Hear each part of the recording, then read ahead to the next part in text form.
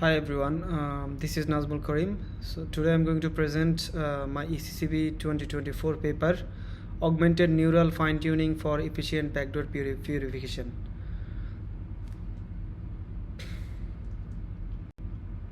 So first I'm going to talk about origin of backdoor attack. So due to resource constraints for large model training, user sometimes outsource their model training to third party. So basically user provide clean data set to the third party and a training pipeline. Then the third party train the model on this clean data set, and the outcome should be a clean model. But what may happen is that the third party can manipulate the clean data set with like trigger or some kind of malicious behavior, and then even if we follow the training pipeline by the user, the outcome will be a backdoor model. So in our proposed defense, we are going to apply neural fine-tuning on the model, on the given model, and then the outcome should be a clean model. So basically if a model is given, we will use a small validation set which is around 1% of the training set. Then we will use mix-up augmentations on this validation data set, and then we will use a specific technique, neural mask fine-tuning. So to explain how mix-up works, let's first see like two images from two classes. One is dog, another one is cat. So you can see that the 1/8 encoding for the both of these classes, and if we use a mix-up coefficient of like 40%, then the blended input should look like this. And if we use the same type of mix-up coefficient for the label, then the blended target should look like this. So even if the prediction is this, then if we calculate the loss based on the blended targets, it will be like a higher loss than a cross attribute loss, and it is slightly kind of harder than a regular cross attribute loss.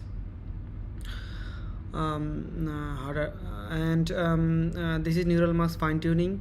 So basically we put masks on each of the filter, on top of each filter. For example, if there is a 5x5 convolution filter, we use just only one mask, and then we optimize these masks using a mix-up augmentations and minimizing the mix-up loss. So if we look at the TUCNI, for backdoor model, there is a like a cluster, which is a backdoor sample cluster, and it takes a certain number of clean samples from all classes, and add trigger to those samples and change their level to 0. So basically class cluster 0 is here, and the poison cluster is located near it, because the target level is changed to 0. And after purification, the purified model should classify them as their original class level. So this is kind of the neural mask distribution. As you can see that we prune like very few filters, and we keep most of the filters intact. And for experimental results, we use image datasets, video action recognition dataset, 3D point cloud, object detection, and natural language generation. And for image dataset, we use 4 datasets here and 14 different attacks. And you can see before defense, the average attack success rate should be 100%, and after defense it should be close to 0%. So as you can see that for bad net attack, we show the image net results, image datasets results here, and for all of the cases we obtain SOTA results. So we also show results for video action recognition datasets and object detection datasets. You can see that there is like ECCV'24, which is a famous action recognition dataset, and also 3.3 point cloud datasets.